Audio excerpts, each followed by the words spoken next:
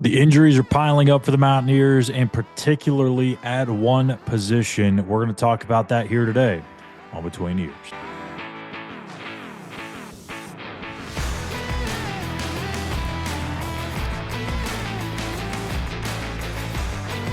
Good Tuesday morning, everyone. Schuyler Callihan here with another episode of Between Eers. Thank you guys for tuning back in every single Sunday, Tuesday, and Wednesday throughout the football season. And we've got the Walk Thru GameDay Show coming up on Thursday. Just a little bit of a programming note. Obviously, because of next week's game being on a Friday, we will adjust the schedule. So each day we'll have one episode sooner. So obviously we're going to have Sunday's episode is going to go on Monday, and we'll kind of readjust from there. The preview for next week's game will be on Wednesday. So we'll make sure to get all of our episodes in. We'll have the full layout. As you see up here on the screen, this is what the schedule will look like. So we will make sure we get everything crammed in there in the tight window. But I just wanted to let you guys know the plan for next week. But after that, back to our normal schedule every Sunday, Tuesday, and Wednesday here on Between Eers. So not good news in the running back room, of course, with Tye Edwards continuing to deal with this hip injury, this hip pointer that he's got going on.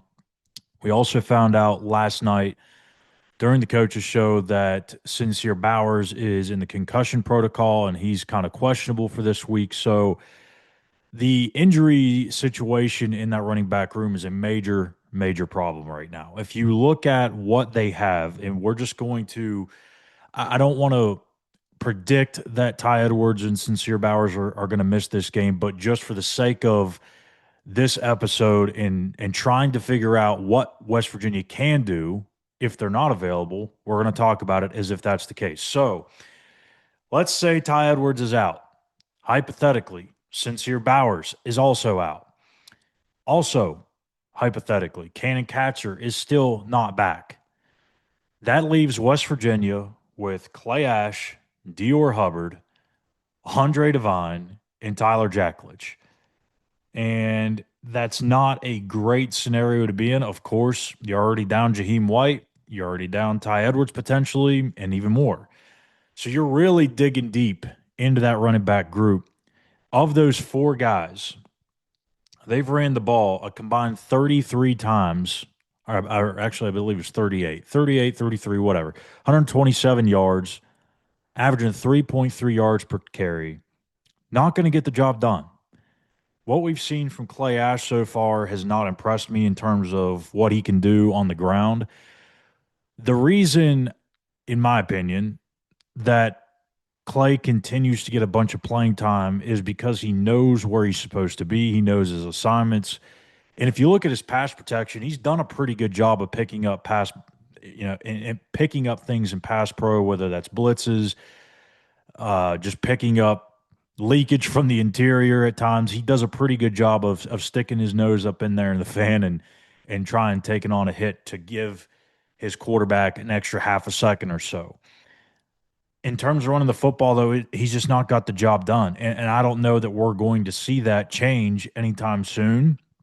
He just doesn't have that extra gear. He doesn't have the speed to blow by that first level defenders or even bounce it out to the perimeter and beat a defender to the outside. It's just not there, at least not yet. That can be developed, but right now it's just not there. So that makes me move to the other three. Well, I guess really the other two, and it's Dior Hubbard and Tyler Jackledge. No offense to Andre Devine, but he's just not there in terms of he needs more time. Let's just put it that way. He needs more time, and I don't know that he's ever going to be a fixture in this offense. He might be a special teams contributor. He may eventually work his way into the rotation, but I wouldn't hold my breath on it. This is probably where WVU is going to have to try and see what they can get out of Dior Hubbard and Tyler Jackledge. And if they continue to lean on Clay Ash and give him the bulk of the carries, it's not going to go well. I hate to be that person, but I just don't see it working out. If he gets 10-plus carries, that offense is going nowhere. Sorry, but that's just is what it is. Dior Hubbard is an interesting case because we heard all offseason from this coaching staff how impressed that they were by him. And it wasn't like there's this glaring reviews of, oh my goodness, this kid's a stud. He's going to be a future star and he's going to have a huge year. It was none of that. But you continued to hear little hints of compliments throughout the offseason, whether it was in spring ball or throughout the summer. You really didn't hear a bunch in fall camp. He was a little banged up, but you heard some of that stuff from Rich. You heard it from the rest of the offensive staff. And all of a sudden, he just kind of became a non factor and found himself way down on the depth chart below guys like Tyler Jacklich and Clay Ash and so on and so forth. And you go back to the beginning of fall camp when we didn't really know the situation for Tye Edwards. We didn't know about Jalen Knighton eventually being ineligible. I thought Dior Hubbard was going to be that number 3 or number 4 back. I really did, just because of what I knew about him coming out of high school. Gahana Lincoln, really talented back, very productive, played really tough talent or tough competition in that Ohio region that he was in Columbus. And you look at the other guys in the roster, what their skill sets were. You back all that up with what had been said about him. I figured he was bound to be that 3rd or 4th back, and just hasn't happened. Now, the reason for that, I don't really know. We haven't really got that from Rich Rod or anybody else on staff, but I feel like it's coming. It's gonna be one of these weeks where I feel like he's just going to. I wouldn't say break out in terms of having like 100-yard game. I mean, maybe it happens, maybe it doesn't, but maybe more so a breakout of I get this now. This is what I'm supposed to do. This is where I'm supposed to be. This is what it's supposed to look like, and it starts to come together for him. The game slows down. That's where I think the breakout is going to come. Not necessarily in the stat sheet, but he's a guy that is extremely talented. He can get the job done. He just needs reps. And I'm not just talking practice reps, I'm talking in-game reps. He needs to see the bullets flying at him 100 miles an hour to truly understand, okay, this is where I need to fix some things. This is where I need to read certain things. It's only going to happen in a game. You can pick some of that stuff up in practice, but when you are going up against another team, you don't know their tendencies, you don't know certain guys maybe nearly as well as your own defense.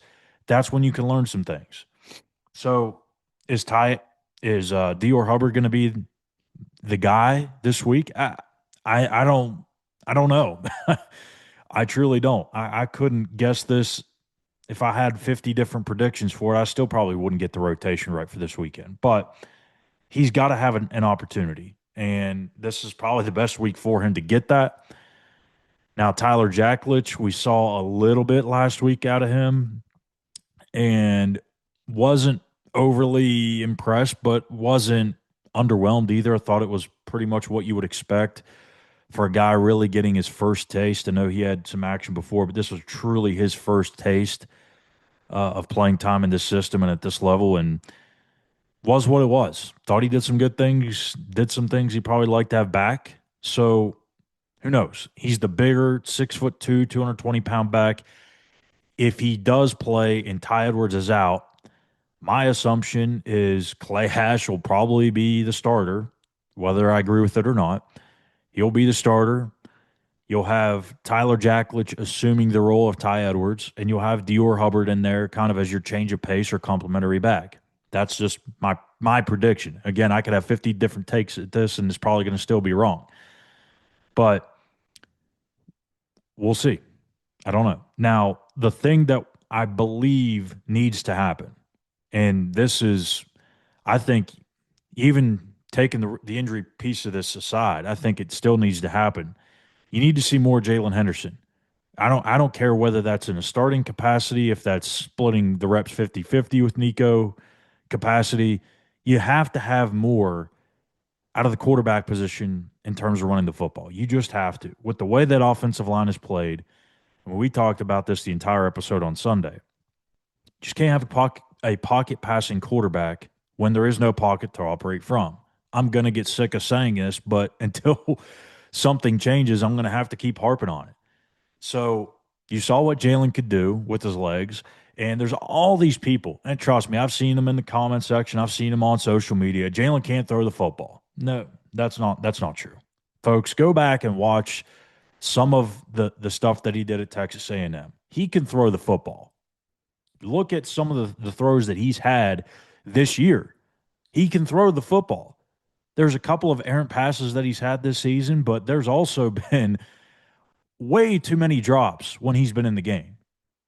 Why that is, I don't know. But it's not like he's just airmailing some of these throws and it's just terrible throwing. You don't want him to even come close to putting the ball in the air 20 times a game. I don't know about that. I think I would feel still pretty comfortable throwing it 15, 20 times a game with him. He can do it. It's the receivers got to make plays for him. It's the same when Nico's in the game. They got to make plays. But you go back and just look at some of those throws that he's had. Some of them are right there. They're on the money, or they're maybe just off by this much. It's not like this ridiculous narrative that's being thrown around just because you look at his stat sheet and see the low completion percentage and think that he's just a terrible passer. That's not the case. He can throw the football. Is he as good of a thrower of the football as Nico? Probably not. But when you're trying to find that perfect combination of being able to throw it just enough and also being able to run it just enough, he's probably got the best combination of that group that can go in there and, you can trust him. Scotty Fox, in terms of potential and ceiling, he's probably the best of that entire group, but he's just nowhere near being ready to take over the reins of the offense. So Jalen, to me, has to have an impact in this game. I don't care, like I said, if it's in a starting capacity or he's rotated into the game. If that is your running back situation going in, where it's Clay Ash, Tyler Jackledge, Dior Hubbard, and Andre Devine, yeah, Jalen's going to have a role in this. He's going to have a role. He's going to have 10 plus carries. I would feel much more comfortable with Jalen Henderson getting 12, 15 carries in this game and Utah knowing that he's in there to run the football than to have maybe the uncertainty of who's going to get the ball with Clay Ash in the game, and then you got 7, 8 carries out of him and 5 carries out of Tyler Jackledge, and you're not getting much of anything. Jalen Henderson can make a difference.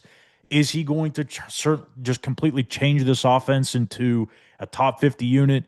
No, it's not going to happen. There's way too many issues on this side of the ball for that to happen. But he can make a difference. He can make a difference and help this team win more on first down, get more into its tempo, find more rhythm. That can happen. And it's going to happen against this Utah defense, or they're just going to tee off on Nico. I'm sorry. It's just going to happen. That offensive line, it's a problem. And the way Utah has played, not only this year, but over the years defensively, their front, they can pose a lot of problems. They're super physical. They're going to outman you 101, mano a mano. They are going to win their battles. And even when you have max protection in and you've got tight ends chipping and throwing double teams at certain guys, they still find their way to get into the backfield and make things happen.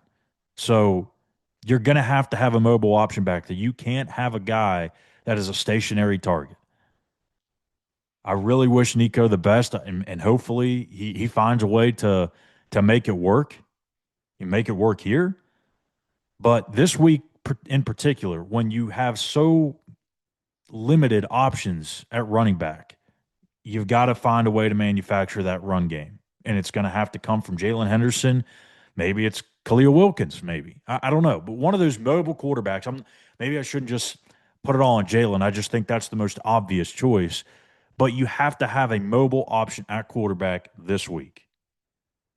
Okay? And then off of that, I think you need to get Rodney Gallagher involved. And I don't know that that's putting him necessarily in the backfield, but it's getting him going on some jet sweeps. I know West Virginia fans probably don't want to hear about that because they've seen enough of that over the last 2 years that didn't really generate much. But Rich Rod can scheme it up. He can scheme it up better. He can set things up to where that sweep will work, whether that's putting Rodney in motion and putting a different play off of that to set the defense up to think that something else is coming, and then all of a sudden, boom, there it is, the pitch to Rodney. Or it could just be getting involved in the quick game. That's an extension of the run game. Maybe that's where Nico kind of, balances out some of, his lack of being able to run away from defenders and just, hey, we're just going to pepper this thing all day underneath 5 yards. It's what he did against Kansas. His yards per attempt was extremely low. I don't remember what the number was off the top of my head, but it was not. I don't even think it was past 5. Now, maybe what it has to be in this game to find ways to win, to move the ball. You're going to have to get the ball out quick. Rodney Gallagher, whether it's bubbles, slants, drags, whatever, find a way to get him the football. He's got to be more active. What you saw him do against Pitt in the backyard brawl is what it should be every single week. 6, 7, 8 touches a game. That's going to get your offense going. Man Singleton, same thing. Cam Vaughn, same thing. Flip it out to him in the RPO situations. Get him on isolated matchups. It's going to be hard to because teams are going to have him in press man coverage. They're going to have a safety over the top. That's just what it's going to be. They're going to try and take him away every single week. But there's some things that you can do to create touches.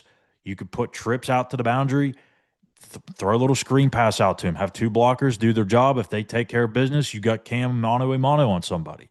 You've got to find ways to manufacture touches for your best players.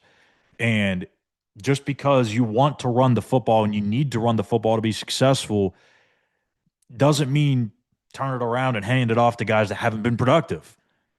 So you can find that whether it's through the mobile quarterback or whether it's through the extension of the run game and the quick pass game or the jet sweeps or whatever the case may be. You've got to find a way to manufacture those those rushing yards. I just don't think it's going to come from the true running backs in this game if Tye Edwards is out and if Cyncir Bowers is out. So not really sure what to think about this matchup. We're going to dive more into it here in the coming days on Between the Ears here as well as the Walk Thru GameDay Show. But if those running backs are out, it's going to be an uphill battle for that offense. It already is with them on the field. Without them, it's even more of a tougher ask. So we'll see what happens. We'll get some more info today from Rich Rod's press conference. We'll have all the quotes up on the website at West Virginia on SI. Be sure to hit that like and subscribe button here on our page at West Virginia on SI. Thank you guys for watching, and we'll be back tomorrow morning with another episode of BTE.